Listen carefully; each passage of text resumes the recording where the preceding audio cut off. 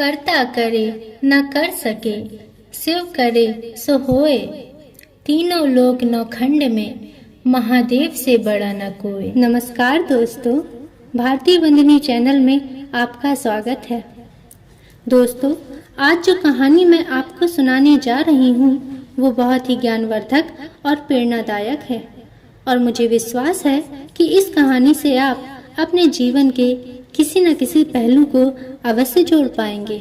इससे पहले आपसे निवेदन है, यदि आपने चैनल को अभी तक सब्सक्राइब नहीं किया है तो कृपया चैनल को सब्सक्राइब कर लीजिए और बगल में बनी हुई घंटी को अवश्य दबा दीजिए और कमेंट में हर हर महादेव जरूर लिखिएगा। तो चलिए भगवान केदारनाथ के दर्शन करते हुए कहानी को शुरू करते हैं। दोस्तों, हिंदी के महान साहित्यकार पंडित नारायण सिंह चतुर्वेदी परम भगवत वैष्णव भक्त थे। उन्होंने एक बार अपने निवास स्थान पर एक कहानी सुनाई थी जो कि सच्ची घटना पर आधारित थी। इस कहानी में एक दीवान साहब के पिता द्वारा तेली के बैल बनकर ऋण चुकाने की घटना का वर्णन था। तो चलिए बिना देर किए इस ज्ञानवर्धक कहानी को सुनते हैं, वो भी श्री नारायण जी के शब्दों में। दोस्तों, पुराने समय की बात है। इटावा में श्री श्याम सुंदर लाल जी नाम के एक व्यक्ति रहते थे जो राजस्थान के किशनगढ़ नामक रियासत के दीवान थे। श्याम सुंदर लाल जी की ख्याति एक कर्तव्य परायण दीवान के रूप में दूर दूर तक फैली हुई थी। इटावा के निवासियों को ऐसे कर्तव्यनिष्ठ दीवान पर गर्व था। दीवान साहब वर्ष में 2 से 4 बार ही इटावा आया करते थे। दीवान साहब के इटावा आने की खबर जैसे ही उनके मित्रों को पता चलती थी, वे सभी तुरंत दौड़े दौड़े दीवान साहब से मिलने चले आया करते थे और पुराने समय के राजा रानी के किस्से भी सुना करते थे। दीवान साहब के मुख से वे किस्से उन्हें बड़े ही यथार्थ लगते थे। एक बार दीवान जी जब अपने गांव इटावा आए तो उन्होंने अपने नौकर को अपने घर के पास रहने वाले नाई के पास भेजा और अपने नौकर से कहा कि नाई से कह देना कि कल सुबह 6 बजे दीवान साहब को कहीं जरूरी काम से जाना है, तो वह उनके जाने से पहले आकर उनकी हजामत बना दे। अब क्योंकि यह आदेश दीवान साहब का था तो नाई भूलकर भी गलती नहीं कर सकता था। वह सुबह तड़के ही 5:30 बजे दीवान साहब के घर पहुंच जाता है और उनकी हजामत कर देता है। दीवान साहब उस नाई से पूछते हैं, नाई, क्या यहाँ कोई शंकर नाम का तेली रहता है? तब नाई ने बताया, जी सरकार, यहाँ से थोड़ी ही दूर जाने पर एक इमली का पेड़ पड़ता है। उस पेड़ के नीचे जो घर है वही शंकर तेली का घर है। परंतु सरकार, अब आप शंकर तेली से नहीं मिल सकते। इस पर दीवान साहब बड़ी व्याकुलता से पूछते हैं, क्यों? मैं शंकर तेली से क्यों नहीं मिल सकता? तब वह नाई बताता है कि सरकार, शंकर तेली तो अब मर चुका है और अब उसका बेटा तेल निकालने का कार्य करता है। तब दीवान साहब ने नाई से कहा, ठीक है, मुझे उस शंकर तेली के बेटे के घर ले चलो। और वो कुर्ता पहनकर तैयार हो जाते हैं और नाई को लेकर के निकल जाते हैं। नाई शंकर तेली के बेटे के घर जाकर कुंडी खटखटाता है और कहता है कि देखो तुम्हारे घर कौन आया है, क्योंकि शंकर तेली का बेटा दीवान साहब को बहुत अच्छे से पहचानता था।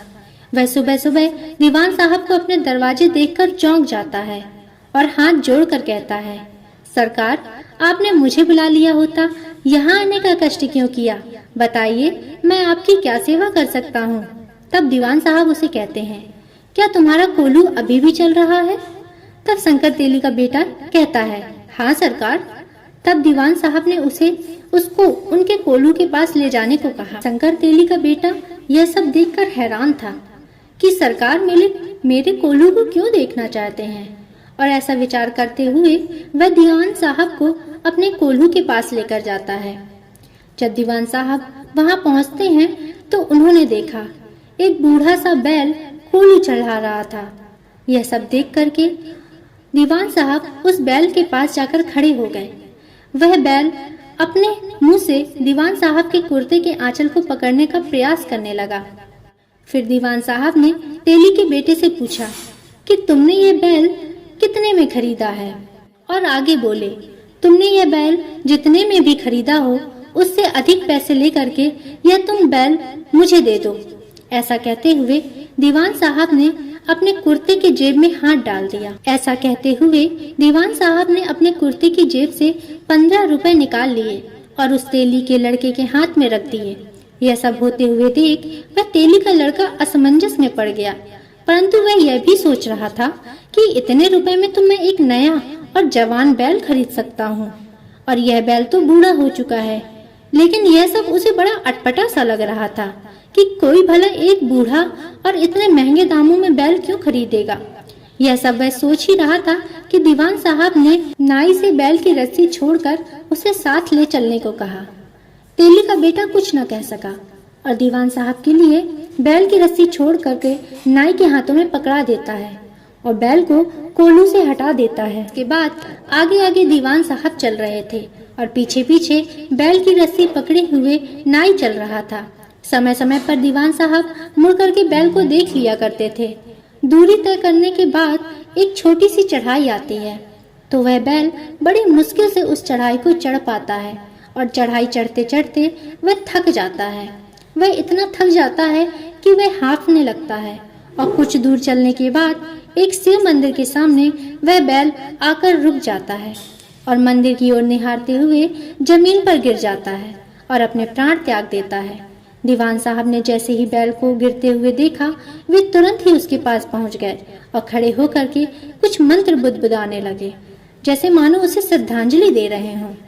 उसके बाद उन्होंने अपने नौकर और नाई की मदद से एक ठेला मंगवाया और ठेले में बैल को रखकर यमुना नदी के तट पर पहुंच गए और उस बैल को वहां विधि विधान से प्रवाहित किया। इसके बाद वहां से वे पैदल चलकर ही 4 किलोमीटर पैदल चलकर अपने घर वापस आए। यह सारी घटना नाई और दीवान साहब का नौकर शुरू से अंत तक देख रहे थे। ये सब देखकर वे और अन्य जानने वाले लोग असमंजस में थे कि इस घटना का राज क्या है।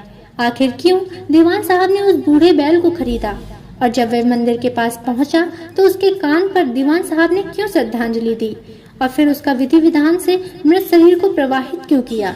यह सारे सवाल उन्हें विचलित कर रहे थे। जब दीवान साहब से सभी ने इसका कारण पूछा कि उन्होंने यह सब क्यों किया, तब दीवान साहब ने सबको बताया कि सुबह सुबह उन्होंने एक सपना देखा जिसमें उनके पिताजी आए और उनसे बोला, तुम दीवान जैसे बड़े पद पर बैठकर आनंद का जीवन जी रहे हो और मुझे कभी याद भी नहीं करते हो।